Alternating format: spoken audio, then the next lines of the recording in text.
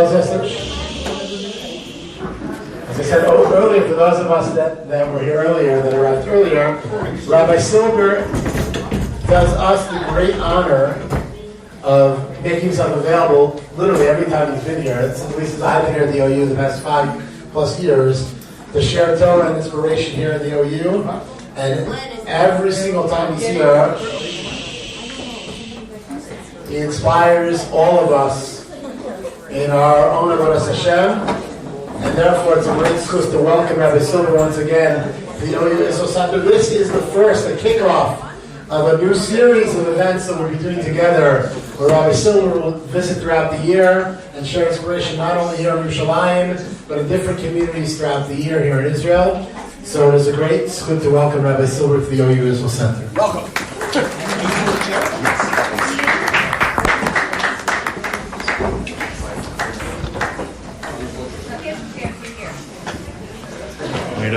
Everyone. It is an incredible schos, first of all, to be here with my new best friend Mendy, who I met 3 minutes ago. But he's my new best friend because he's gonna catapult our neshamas to new heights tonight. And it's really just I'll begin first with a thank you, a very special thank you to Rabbi Shor, who has been so wonderful in coordinating all of these incredible details. An incredible yashkoach and thank you to Rabbi Berman, who really is the shepherd of the entire operation here in Eretz Yisroel and does so many things that I never even knew that OU Israel was doing. Shalash Baruch Hu should just give you incredible hatzlacha to continue at Avodas HaKodesh. And I also want to give a very special thank you to my good chaver Meir Raskis, who Baruch Hashem has been working so hard to try to put together so many of the details. So a little bit about what hopefully we'll accomplish tonight, because before you do anything in life, you always have to know what's your avodah, what's your tachlis, what's your purpose, and what's your mission. So of course I have to say that, Rabbi Shor mentioned that every time I come to Eretz Yisroel, I have the great zchus to speak in this room and deliver shiurim in different times. I think over the years probably, I think I've hit every preemptive slot, Baruch Hashem, on the calendar. But being here in this room tonight is especially meaningful because this is the first time in close to 2 years that I'm here in Eretz Yisroel with my family. If I say that the feelings are overwhelming. Baruch Hashem, we just got here Erev Shabbos on Thursday night. And to be able to daven Ma'ariv by the Kotel, to bring in a beautiful Kabbalah Shabbos with a beautiful Karabach Minyan by the Kotel. This morning I davened in the tunnels in a beautiful shul right by the Kodesh HaKadoshim. It was Zocha to give a drasha. They didn't know it was a drasha. It was supposed to be a vart, but it turned into a drasha. It turned into a drasha, like a Shabbos Shuvah drasha I'm talking about. And Mamish overlooking the Harabayas, and then to come here tonight, and what a special night! What a special night! Matzah Shabbos. The Baal Shem Tov HaKadosh says people think that the holy of the holiest is Shalashudis. Shalashudis, the Zohar writes, is like the Yichud room. Shabbos is a chasana; it's a wedding with HaKadosh Baruch Hu. And Shalashudis is Kodesh Kadoshim. It's the Yichud room. What a chasana. Chassan and Kala, everybody's there, hundreds of people celebrating. But of course, it's only when the Chassan and Kala are alone with each other in the Yichud room that they get to really spend those first few moments as a married couple together. So the Hashem says, that's Shalashudis. But he says, everybody thinks Shalashudis is the holiest time. But the truth is, really, the holiest time of the week, Hashem Tov HaKadosh says, is Malava Malka. Because what's Malava Malka? Malava Malka is you spend an entire Shabbos with the Ribono Shel Olam. And you say, Ribono Shel Olam, I don't want the chasana to be over. I don't want the closeness to be over. And so we're mamshich. We go ahead and we pull it with us into the brand new week. We make Havdalah, we say, Baruch Hamavlu Ben Kodesh L'chol. But yet we still try to retain that beautiful Kedusha, that beautiful holiness, that beautiful warmth, that beautiful connection.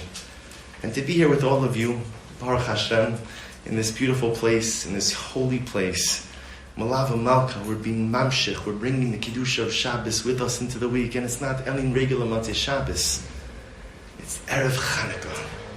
Erev Chanukah. And the Sfarim write that what's even holier than Yom Tov itself is Erev Yom Tov. Because like the Gemara says, Mishatarach be'erev Shabbos yochal b'Shabbos. If you do the right work on Erev Shabbos, you'll have a beautiful Shabbos. If you don't work on Erev Shabbos, you're not going to have a Shabbos. You want a beautiful Yom Tov. A beautiful Yom Tov requires work on Erev Yom Tov. And that's what we're here tonight to do.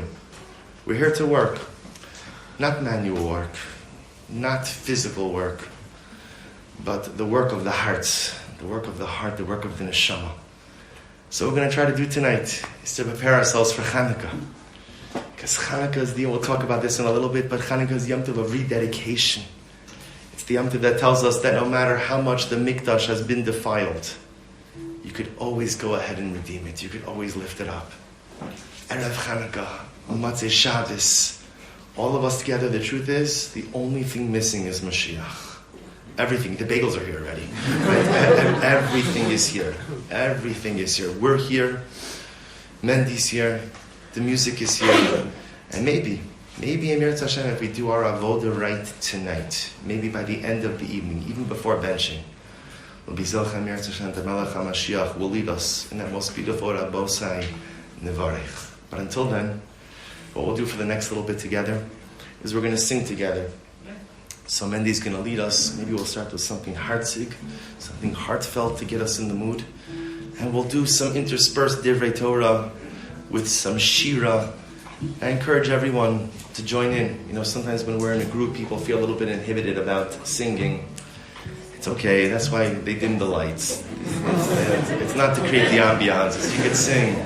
No one's, yeah, I agree, but they're eating. So don't allow yourself to be inhibited. Life is too short to be inhibited. Life is too short not to sing. And life is too short not to be in touch with your neshama. So let's get ready for Chanukah together. Let's welcome HaKadosh Baruch Hu into the new week together. Let's sing together. Let's learn together. And let's grow together.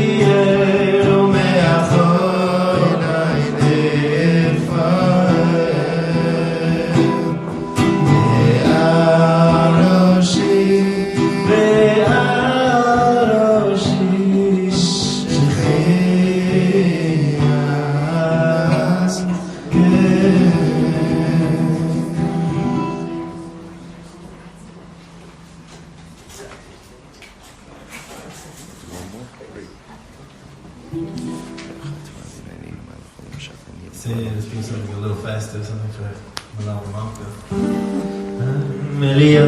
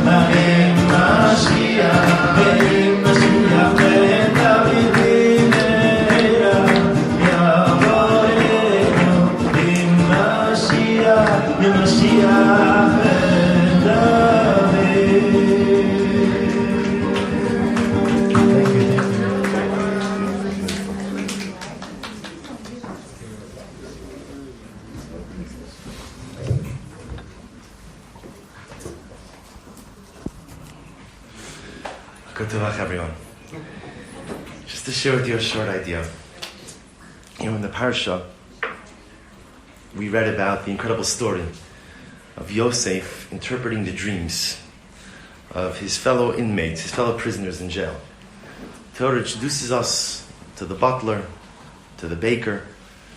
The Torah Kedosha tells us, you know the story, that the Sarah Mashkim, the butler, tells Yosef, I had a dream, and in my dream, he says to Yosef, Hine gefen lefanai, ubegefen shlosha serigim v'hikef harachas al tzan yitzah shilash glosan avim. I'll take this outside, bless you. That's my wife, I have to say that. It was just our 25th wedding anniversary.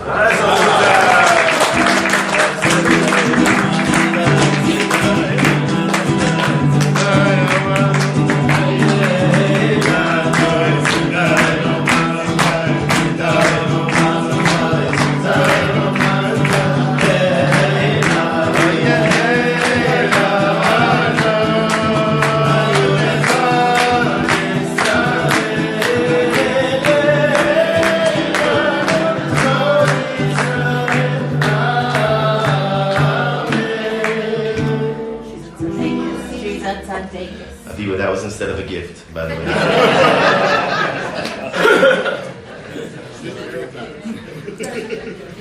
So the Torah says that the butler comes to Yosef. He says to Yosef, I had this dream. And in this dream there were 3 vines.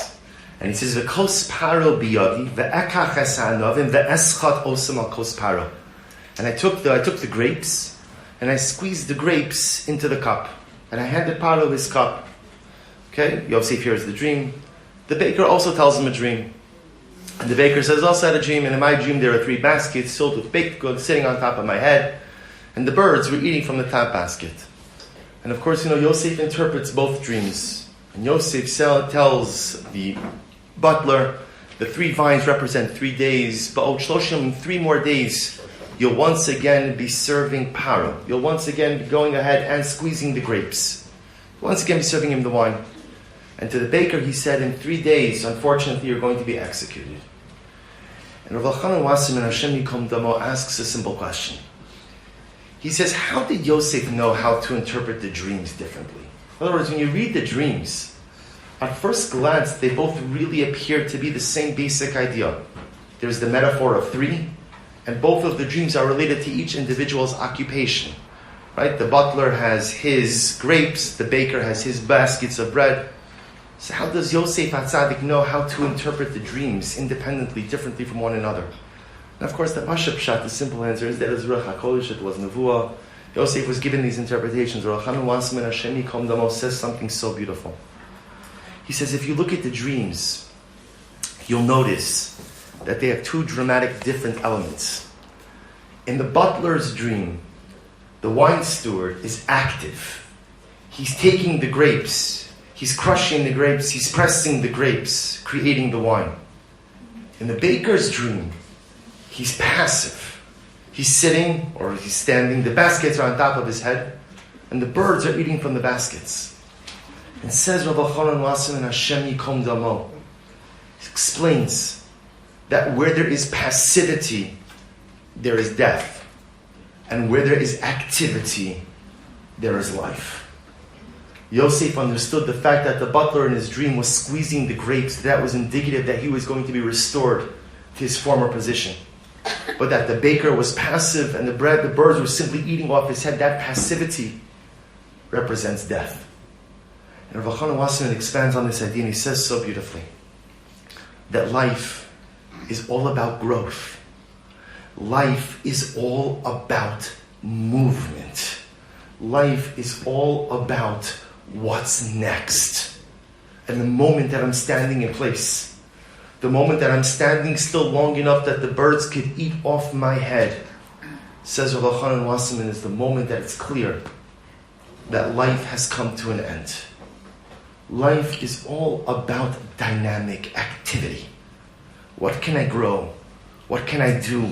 What's my next accomplishment? What's the next race? What's the next finish line to cross?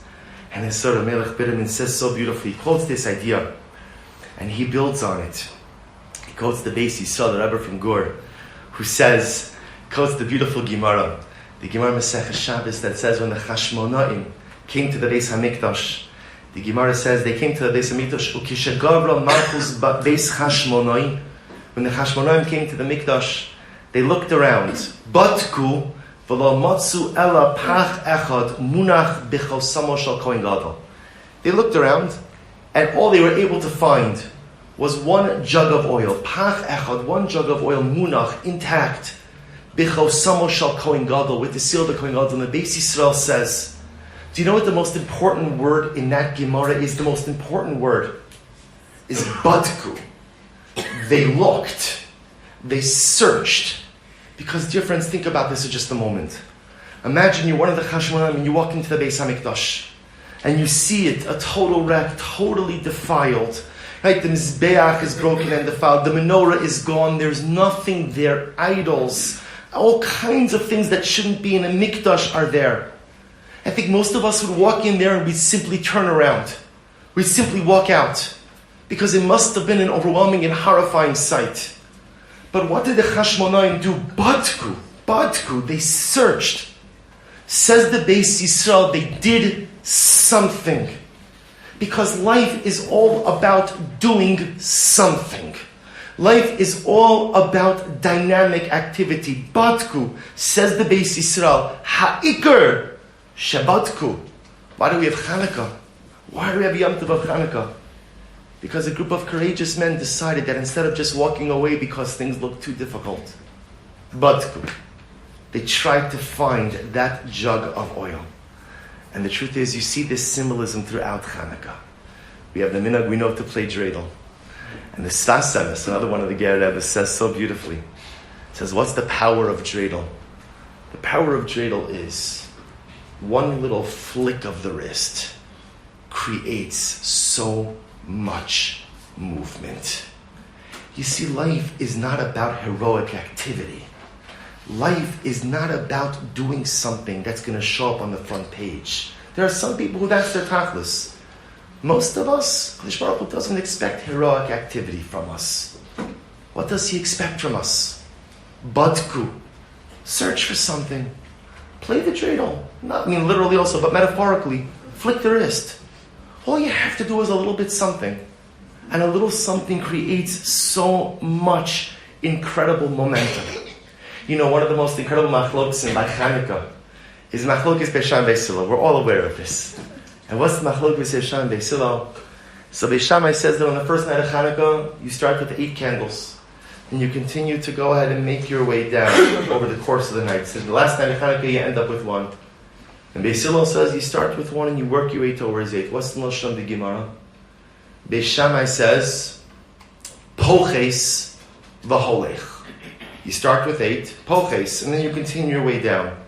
Beisilo says, Mosif v'holech.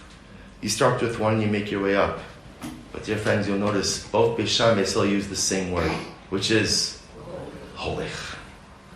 It could be a machlokes 8 to 1, 1 to 8, but one thing is for sure, you got to always be moving. You have to always be moving in life. So much better to be a Sarah Mashkin than a Sarah Ofen. Our job in life is to be Badku. Our job in life is to play dreidel.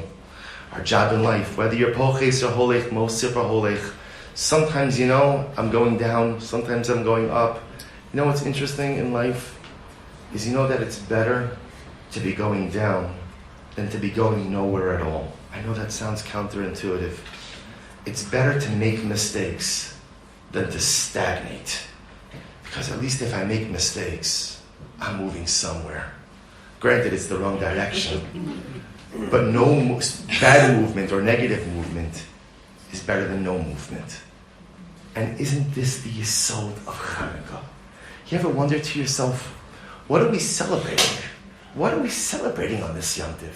That a little cruse of oil remained lit for 8 days? Let's be honest, in our history of miracles, it's not like one of the big ones, right? It's not even one of the big 20, right? There are so many better miracles that we don't even really commemorate than a little bit of oil. Kadosh Baruch Hu said oil burns.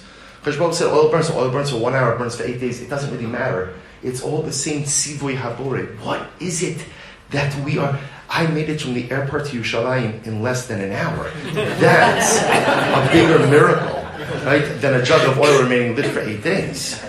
Right? So what's the pshat? What is, you ever wonder about this? We go through the details, we go through the mechanistic motions of our Yiddishkeit, and we do it, we fulfill the mitzvahs, we check our boxes. But what is it that we're supposed to get from this Yom Tov? Chanukah is about halicha. It's about movement. When I show up at my menorah tomorrow night, okay, I don't want to ruin the surprise, but we paskin like Beisilo. Right? So we light 1 candle the first night.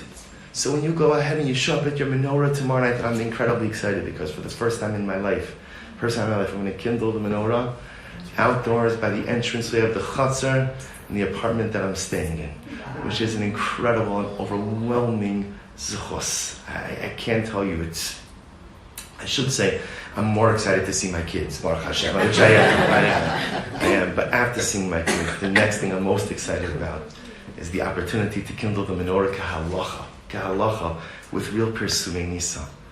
What's our avoda? I show up tomorrow night at the menorah, and I'm going to light 1 candle. And there's one simple question. What am I doing now? What's the first step I'm making over this Yom Tov? What's the first step? What's the first halicha? What's my personal batku? What's my personal dreidel? What am I doing? And every night when I kindle the menorah, each additional light has to be 1 additional step. Each additional night is 1 additional step. 1 additional, and they don't have to be big steps. They don't have to be big steps. For one person, it might be, you know what? I'm going to speak to my spouse a little bit nicer. I'm not going to be so sharp. For another person, it might be, you know what? I'm not going to talk during Chazar Sashatz. For another person, it might be, I'm going to give more tzedakah. And for another person, it might be, you know what, I'm just going to be a kinder human being. Kinder human being. I'm going to be mekabel kol adam b'sever panim yafo. So I have to just tell you, it's a tangent for just a moment. I was walking with my boys to shul this morning, and I'll always tell you, I try, much to the chagrin of my family, I try to wish everyone a good Shabbos everywhere. Like, it gets a lot of weird looks, but so my wife always says, you have to be careful because you don't want people to think you're preaching or you're this or you're that, which I'm a Kabbalah. She's right. She's always right with everything. So we were walking to shul this morning, and there are two guys jogging by. AirPods, walk jogging by. So you know what? I hear my wife's voice in my head, and I say, you know what? I'm gonna sit this good Shabbos out, right? I'm gonna sit this one out. They run by. One of the guys says to us, Shabbat Shalom Achim Mikarim. And that's why I have to listen to the Ribbon Shalom and just this one thing. To be more friendly. I thought to myself, I'm such a fool. Why did he get this schus of being makdim shalom chaladim? Should have been my schus. He owes me 10 zehuvim. He took it from me. I should have gotten that. There's so many opportunities all around us for growth. So many opportunities. And I have to tell you something, because I'm just going to say this. Whenever I come, my only incredible fear and trepidation coming to the OU Center is I get one foot in the door before I get the Aliyah speech. Which, okay, I appreciate it. Literally, today I didn't get in the door. And I appreciate it. But I just want you to know, you, precious neshamas razocha, to live here, don't think that your avoda ends like when you when you come through nefesh b'nefesh. Your avoda doesn't end the moment you make Aliyah. Your avoda begins. See, I have an excuse. It's called galus. You have no excuses. The Shekhinah's here. Am Yisrael's here. Everything is here. The Jews of Eretz Yisroel have even a greater achrayus to bring kedusha and to bring light into this world. And that's what Chanukah is all about. Nothing heroic, nothing dramatic, nothing major. We have a Yom Tiv because a group of valiant men decided, Badku, let's just look. Can you imagine what would have happened if they decided not to look, which would have been so understandable? They decided to look, just to look. And look what they found. Pach echad munach b'chosamo shel Kohen Gadol, which has fueled Am Yisrael ever since. One step, one bedika, one maisa, one little thing makes all the difference. Let's make this Chanukah a Yom Tiv of these one steps, of these little things. Because little things make all the difference. We should be zocha that as we kindle each of the Neiros Chanukah, that each night should not be simply a tosefes or gashmi, but it should be a tosefes or ruchni as well. Each and every day, to find a way to add just a little bit more light into our lives, a little bit more light into our mishkachas, a little more light into this world. Make it a Chanukah of dynamic activity, and that's chos. Maybe Zochem Yirtzeh Hashem, that by the time our menorahs are filled with light, the world should be filled with more light, and Halav we should be Zocha that by the end of this Yom Tiv, we'll be Zocha, all of us to go together to a rebuilt Beis HaMikdash. We should be Zocha to see Aaron HaKohen standing there in front of the menorah in his big day kahuna. We should be Zochem Yirtzeh Hashem to see Tchias HaMesim, because all of us are waiting to be reunited with someone. We should be Zochem Yirtzeh Hashem to come together with all the generations of the past, all the generations of the future, and see the Hadlakas HaMenorah the way the Ribono Shel Olam truly wants it to be, in his bias, in his home, in Eretz Hashem for all eternity. Amen.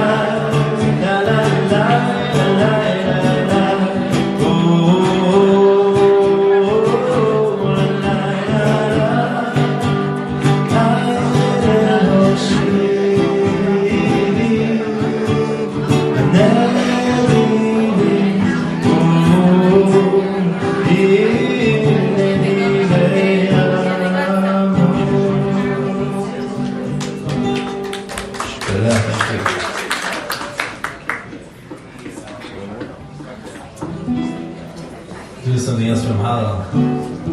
Yeah, everybody knows this one, so help me out, please.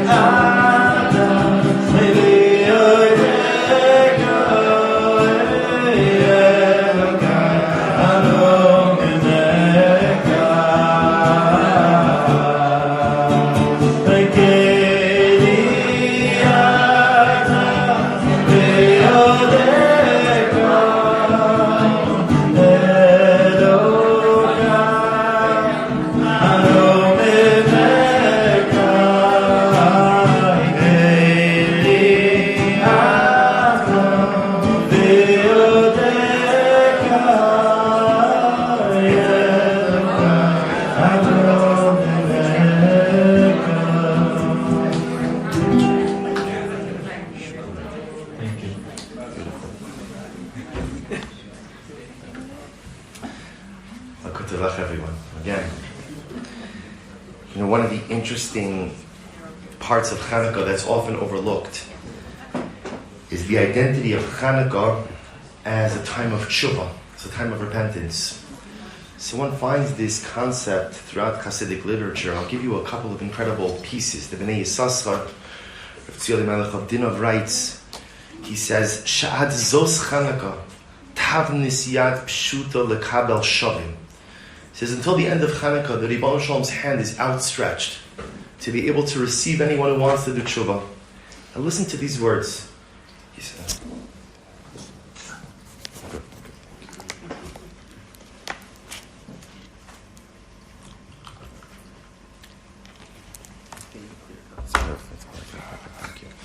He says, Gam l'rabos elum shenitchu v'lo hiskablu ba'aseres yimei tshuva.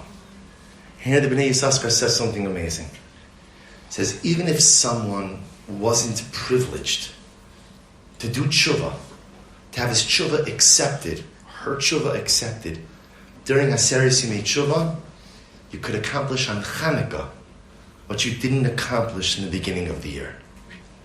an incredibly strange idea. The Divrei Chaim of Sanz, the great Sanz Rav, says this same idea. I'm going to quote you. He says, "V'lachein, ve'emes b'Chanukah yicholim la'asos tshuva, afilu osam shehem meme'akvei ha'tshuva." So the Divrei Chaim says, the Rambam writes in Hilchos Tshuva, in chapter 3, in Perek Gimel, the Rambam writes that there are certain people who are not able to do tshuva. Certain people who lose the gift of tshuva. Chas v'shalom. People who create chilul Hashem, desecration of God's name. Choti u'machti es harabim, people who cause others to sin. Certain people are precluded from the gift, from experiencing the gift of tshuva. The Divrei Chaim says even those who are precluded from tshuva during Yamim Noraim could accomplish the highest levels of tshuva on Chanukah. And he goes on, he says, Sheyeshnam dvarim hama'akvin es hatshuva. He says, Ha'ikov she'in maspiki b'yan la'asos tshuva. He says, just quote to you, Gadol koach hatshuva gam la'elu sheyesh bahem me'advarim hama'akvin es hatshuva. The Divrei Chaim says, on Chanukah, can you imagine this? Right, you ask a Jew, when do you do tshuva? What's the answer? When does a Jew do tshuva? Wrong. All the time. Correct. A Jew does tshuva, maybe you're a group of tzaddikim, I don't know. I do tshuva every single day. Like most of us, I think, have to do tshuva every day. I do tshuva every day, but like, it's kind of like when people say every day's Mother's Day. 3 times, right? Every day Mother's Day? Yeah, right. Ask any mother. Halavai every day should be Mother's Day. Right? Celebrate Mother's Day. Trust me, celebrate Mother's Day. We should be zocha, but at least one day to be makir tov to our mothers is very important. So we're supposed to do tshuva every day. But at the end of the day, I know that the essence of tshuva takes place during Aseret Simei Tshuva. Dirshu Hashem b'himatzo, kra'u b'yasol karov. The Navi says, seek out HaKadosh Baruch Hu when He makes Himself available. Call out to Him when He's close. And like the Rambam says, that's Aseret Simei Tshuva. Those days Rosh Hashanah, Yom Kippur. There's an unprecedented Hashra'as Hashchina. There's an unprecedented manifestation of the divine in this world. In fact, the Rambam writes something amazing. The Rambam says that there are 3 books that are open during Aseret Simei Tshuva. There's the Sefer HaChaim, the book of life. There's the book Sefer HaMiso, Sefer HaMavis, the book of death. And then there's the Sefer HaBeinonim, the book of the in-betweeners. A Beinoni, someone who's not a tzaddik, not a rasha. So the Rambam says, so what does a Beinoni do?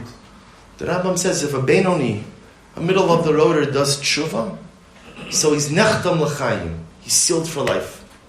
Doesn't do tshuva, chas v'shalom, inscribed in the other book. And asks the Magid Mishnah, I don't understand. If I'm a Beinoni, right, what's the imagery of a Beinoni? What do the Beinoni's scales look like? What do they look like? They're balanced, they're even. So think about this. What does the Beinoni need to do to tilt the scales? Anything. Right? Anything. Just choose one positive thing and just do it. Why does it have to be tshuva? Why does it give a little extra tzedakah? Do another chesed, another blat gemara. Why does it have to be tshuva? And the Magid Mishnah says so beautifully, he explains, because failure to take advantage of the opportunity to do tshuva during the Yamim Noraim is in and of itself a chait. Failure to take advantage of the opportunity when the Ribono Shel Olam makes Himself so available and so close. Failure to take advantage of that is in and of itself an avera that Chas v'Shalom tilts the scales in an adverse fashion. So tshuva's Yamim Noraim. And Chas v'Shalom, if a person, for some reason, doesn't have access to that gift of tshuva, during the days when tshuva is most available, one would think that at the end of the day, that's the end of the road. Comes the Bnei Yissaschar, comes the Divrei Chaim and says, no. Even if for some reason the gates of tshuva were closed to you in Yamim Noraim, you have Chanukah. You have Chanukah. So first of all, number 1, this is why you have to become a chassid. Because you will not find this anywhere but Hasidic literature. Right? So by the Hasidically challenged, tshuva ends by v'huracham after ne'ilah. That's it. You got it in, you're good. You didn't get it in, see in Gehenim. Right? That's the way it works. Right? But by the Hasidim, there's no such thing like that. No such thing as a yid who is ever pushed away forever from HaKadosh Baruch Hu. Sometimes you're pushed away for a little bit of time. Sometimes, like any relationship, there are times where I might love someone very much, but I can't talk to them. And I might feel that my heart is very attached to someone, but I can't exist in the same space as them. Sometimes that happens with the Ribbon Shalom also. The Baruch Hu loves me very much, but sometimes he says, you know what? A little bit of space. And sometimes they say to HaKadosh Baruch Hu, I love you very much, but a little bit of space. But I'm never locked out. Chanukah is the time. Or even if I couldn't do Chila, the Yom Noram, I could do it during Chanukah. But the question is, how does that work? And why does that work? I remember again, the strange part about it is Chanukah is a Yom Tov D'Rabbanan. Right? It's a rabbinic Yom Tov. It comes from Megillas Taanis. Right? What is it that Chanukah has this power that Rosh Hashanah, Yom Kippur doesn't have? So I want to share with you an incredible piece by the great tzaddik, Rabbi Nachman of Breslov. And the Rebbe says something incredible, Nekutei Halachos. The Rebbe says, people think, by the way, that Rabbi Nachman, sometimes you think Rabbi Nachman, you see the na-na-nach guys around. I don't know what Rabbi Nachman would have to say about that if he came back, to be honest. Rabbi Nachman is true. Mitzvah Gidol Lios with Simcha Tamid, but one thing is, Rabbi Nachman had an incredibly difficult life. Incredibly difficult. Rabbi Nachman died at the age of 39. Rabbi Nachman lost a child. Rabbi Nachman suffered with illness. And he talks about his dark times in life, emotional struggles. But isn't it incredible? Rabbi Nachman taught us, like we spoke about before, that the truth is in life is all about halicha. Put one foot in front of the other. Light one more candle. Twist your dreidel. If you just keep the positive momentum in life, good things happen. So the Rebbe says in Nekutei Halachos something absolutely amazing. The Rebbe says, I'm going to quote you, he says, I alluded to this before, he says, the mitzvah of Ner Chanukah is b'tefach hasamuch lepesach. Right? The real way to perform the mitzvah of Ner Chanukah, as the Gemara says, is we kindle it outdoors. Kindle it outdoors, but we're outdoors. Tefach hasamuch lepesach. So it's interesting, there's an interesting machlokes rishonim about how to interpret that phrase. Does tefach hasamuch lepesach mean in the doorway, inside the doorway, and within one tefach, about 3 inches, right next to the doorway? Or does tefach hasamuch lepesach means within one tefach in front of the doorway? So machlokes harishonim. Shulchan Aruch paskins that we do it inside of the doorway, right opposite the mezuzah. But different people, you'll find different practices in different places. So the Rebbe says something amazing.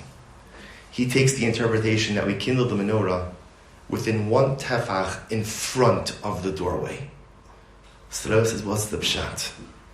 He says, V'al kein hu b'tefach hasamuch lepesach ki achizosam hu rak bebechinas hapesach ki bifnim Einam Yecholim Lehikanis Rak Eitzel Bechinas HaPesach. The Rebbe says, listen to this. He says the Ner Chanukah represents the Kedusha of a Yid, represents the holiness of a Jew. Rav Avram Yitzchak HaKohen Kook, Zeichatzadeh V'Kadosh Devracha, writes in Ein Hayah, he says something so beautiful. He says that one cruse of oil, that one little jug, represents the untainted ruchnius of a Jew. That we could defile ourselves so profoundly, and we could make such terrible life decisions and such big mistakes, to the point that I think that I've divested myself of all of my personalistic holiness. But it's not true. No matter how terrible my mistakes, no matter how overwhelming my missteps, there's always that pach echad munach b'chosamo shel Kohen Gadol, Rav Kook says. There's that untouched, untainted cruse of oil that represents my holiness, my kedusha, that nothing in this world could take away. That no matter how bad the misstep, no matter how bad the mistake. And Rabbi Nachman, explaining in a similar vein, says we light the Ner Chanukah outside the house to symbolize the idea that the mistakes we make in life only get up to the doorway of our personal existence. They never get inside. They never get inside. So my doorway may be demolished, and my doorway may look terrible, and my doorway may be in need of significant repair. But inside the home, inside my neshama, in my panemius, is always perfect, is always beautiful. And this is the power of Chanukah, says the Rebbe.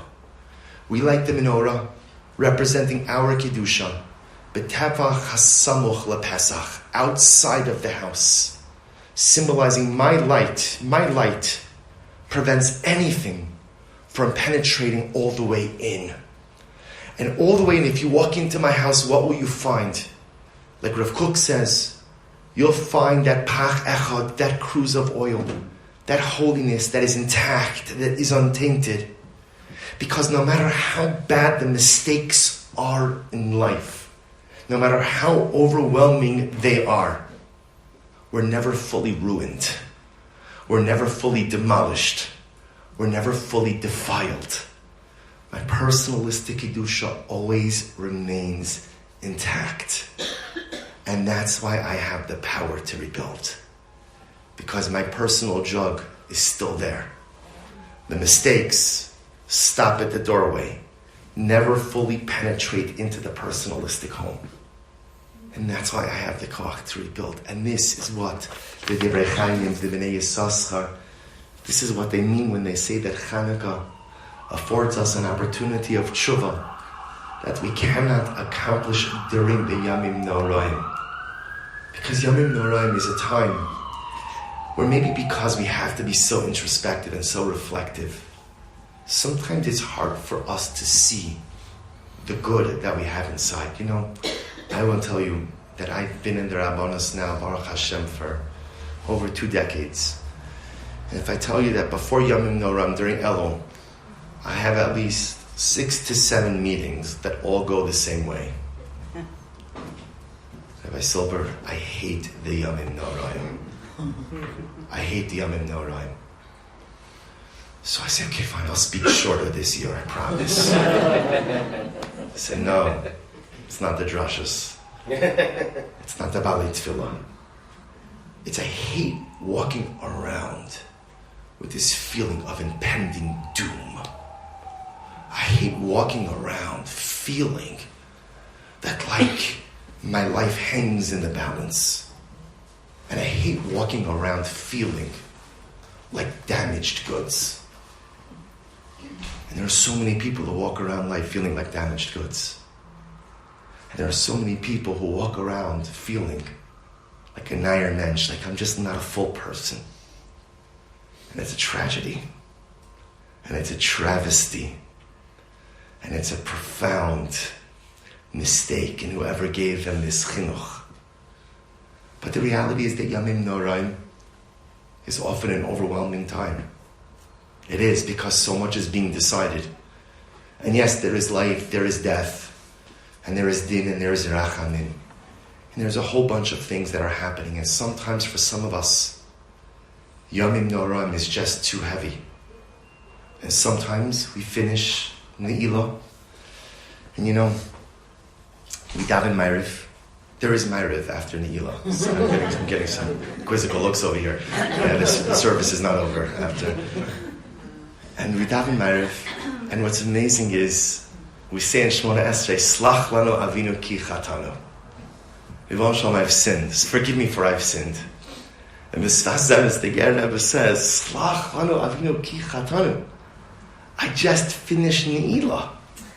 What could I possibly have done? Maybe if you tell me I got home and I ate without a bracha, or I didn't make a bracha with kavana, I'm too tired, I can't even speak Lashon Hara. Right? What could I possibly have done between Ne'ilah and Ma'ariv? And the Rebbe says so beautifully, I ask Hashem for forgiveness because I don't really believe that I can be forgiven. Sometimes the greatest Avera is not believing that you can be forgiven. And not believing that you can start again. And not believing that I don't have to be defined by the mistakes of my past. And I'm not doomed to repeat the mistakes of my past. And past performance need not be an indication of future performance. That I could become someone new, that I could do something different, that I could live differently, behave differently. And so says this Sfas Emes. We say, Slach lanu avinu ki chatanu by Ma'ariv of Matzi Yom Kippur, because chances are, says the Sfas Emes, that most of the people in Shul don't really believe that they can be forgiven. And so we come to Chanukah. It says the Rabbi Nachman, Chanukah's tshuva me'ava. You know, Chanukah, there's no heaviness. There's no heaviness. It's all simcha. It's all excitement. And it's all beauty. And it's all incredible. And it's all uplifting. And it's the menorahs, and it's the dreidel, and it's the presents, and it's the activities, and it's the geld, and it's the sufganiyot, which I have to say in Eretz Yisroel, I'm mamish like off the charts over here, right? Yes. I didn't try it yet, but I'm just window shopping. And we come to Chanukah, and it's an incredible time for tshuva, because you don't have to be scared off by the heaviness. You don't have to be scared off by the enormity. It's tshuva me'ava. It's tshuva mishimcha. It's a tshuva where I say to myself, my pach, my personal pach of holiness is intact. But what about all my mistakes? How could I say my pach is intact? What about all of my mistakes? Says the Rebbe, that's why you light the menorah outdoors. To remind yourself that your mistakes only impact at most your personalistic entrance, but they never penetrate to the internals of your personalistic home. That's the power of Chanukah. A tshuva me'ahava. And I'll tell you one last thing, with this I'll end. I mentioned this in a shir that I gave last week in my shul. Sanzarav also makes another amazing observation. And he says, the mitzvah of Ner Chanukah is to light Ner Chanukah lamata miyud. Lamata miyud, within 10 tefachim of the ground. And the Sanzarav says, it's interesting because the Gemara says a principle. Li'olam lo yarda shchina lamata miyud. The shchina never went down below 10 tefachim. It went down below 10 tefachim. And so the Sanzarav says something amazing. Even by the Aron, right? When the Shekhinah resided between the Kruvim, the lid of the Aron itself was the Mala Miyud above 10 Tfachim. And the Sanzarav says something amazing. He says that sometimes in life we're so lost and we don't even know how to make our way back to the Ribbon Shalom. Lost people don't often look lost. Because many of us who are lost, and I include myself in that, are wonderful at compensating, putting on a good face. It looks like I know where I'm going, and it looks like I know what I'm doing. But inside I'm a lost child. And sometimes we're so lost that we don't even know how to come back to HaKadosh Baruch Hu. And says the Sanzarav something amazing. You know what happens on Chanukah? We light Lamata Miyud. Because the Gemara says, Li'olam lo yarda shchina lamata miyud. The shchina never goes below 10 tefachim except when it does. And when does it? On the 8 days of Chanukah.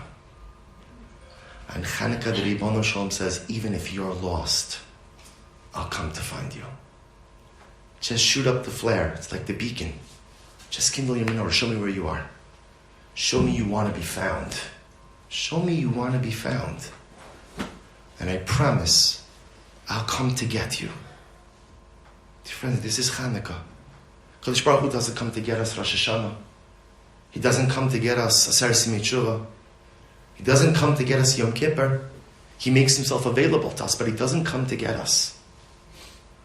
But Chanukah, he comes to get us. Shechina is yored lamata miyud.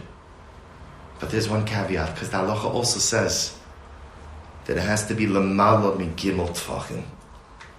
See, I have to raise myself up a little bit. Can't just lie down on the ground and say, Shechina, come and get me. I have to do something.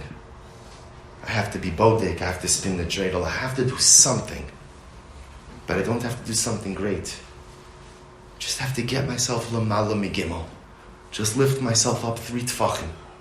If I could lift myself up just a little bit, then HaKadosh Baruch Hu will come and get me and bring me the rest of the way. But you'll say, I'm so ruined, I'm so compromised. No. Only your externality is compromised at most. What's inside is pure, perfect, and pristine. What's inside, your personal pach shemen, is munach b'chosamo shel kohen gadol. And as such, says the Bnei Yissaschar, says the Rechaim, this is why on Chanukah, there's a power of tshuva that you don't even find during the Yamim Noraim.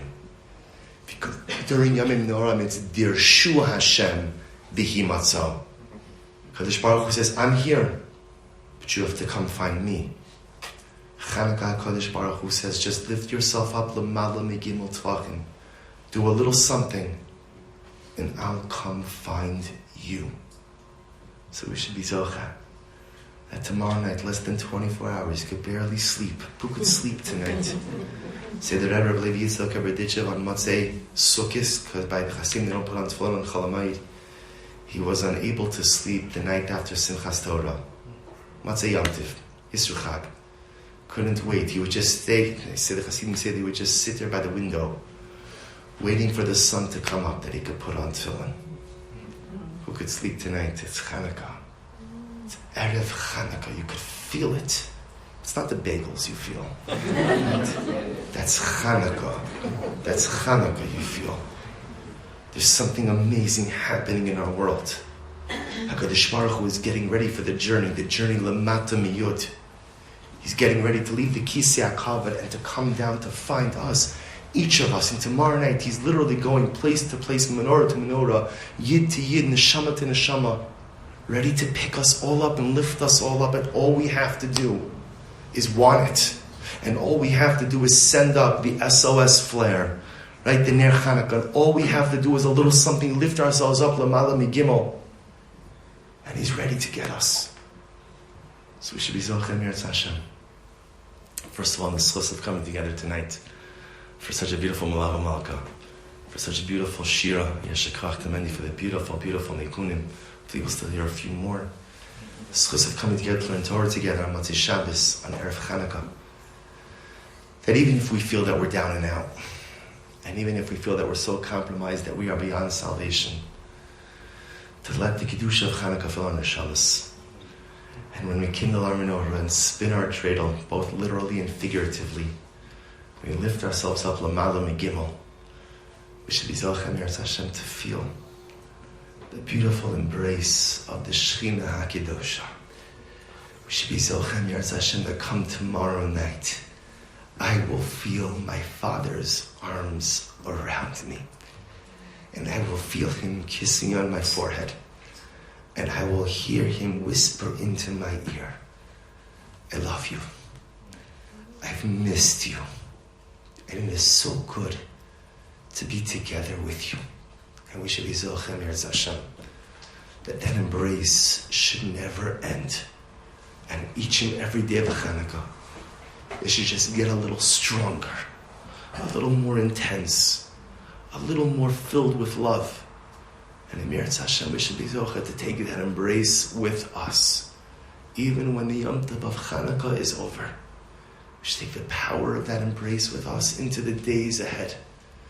And when we struggle, and when we falter, and when we fail, may be Zocha Eretz Hashem to use the chizik of that embrace to lift ourselves up and to lead lives of greatness, of Kiddusha, of holiness, and of Dveikus ad mea v'asim shanim tovos.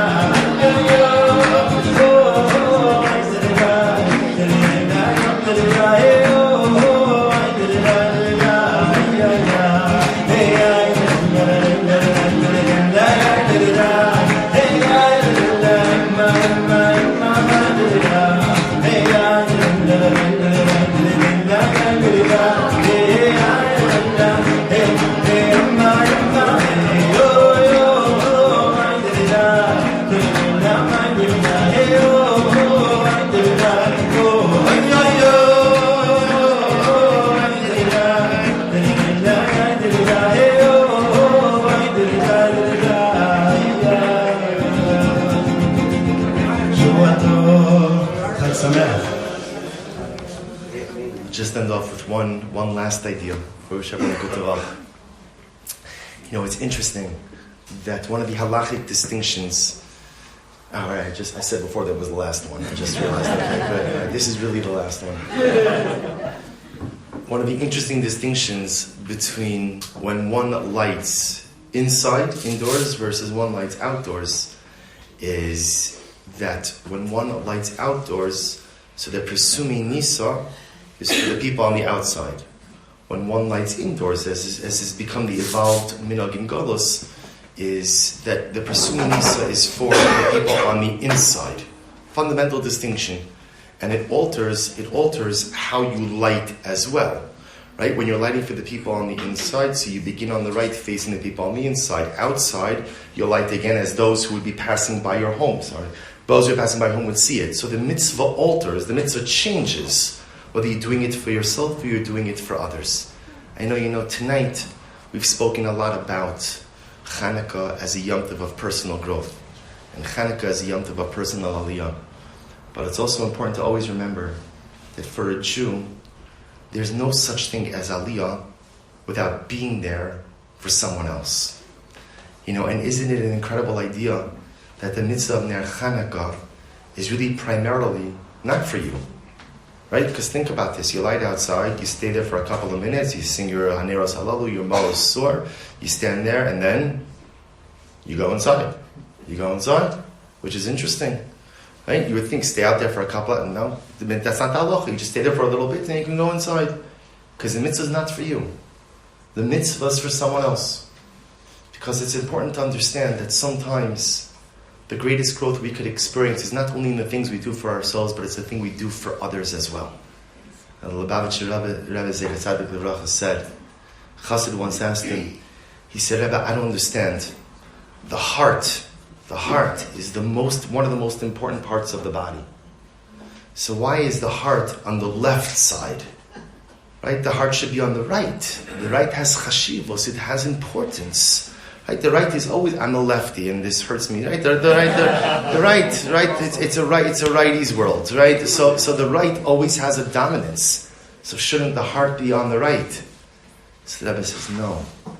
That's because you think your heart is for you. When you stand opposite another Jew, your heart is on their right. Because your heart's not for you. Your heart is for your fellow. Your heart is for the other Yid.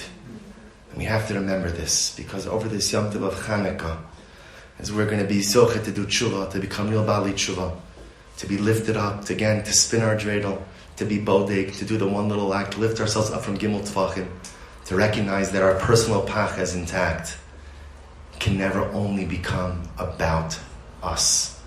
But we should be zochet mirat Hashem over the course of this Yom Tov, to reach out to others, to connect with others, to become Baalei Chesed for others, to build bonds of Achdus within Am Yisroel, wherever and with whoever we can. It is easy to get along with people who look like you, who believe like you, who dress like you, who identify like you, but that's not what HaKadosh Baruch Hu simply wants from us. That's a great start. But the job of a Jew is to somehow, some way, forge bonds with all kinds of Jews, to be connected with all of Am Yisrael. We are an interesting people with a whole spectrum of beautiful neshamas. And it's our job, some way, somehow, to be able to create those relationships, that achva, that reyos, and that achdus, So we should be Zocheh Meretz Hashem over the course of this Yantiv to experience the personal growth, to experience the national growth. And in Meretz Hashem, we should be Zocheh because of all of this growth. We should be Zocheh Meretz Hashem to experience a true Chanukah's Bayis Shlishi. Mir Rabbi Yameinu. Amen.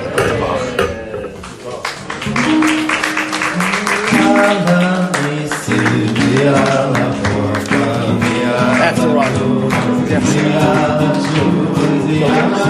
uplifting.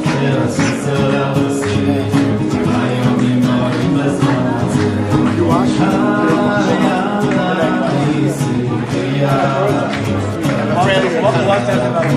We had a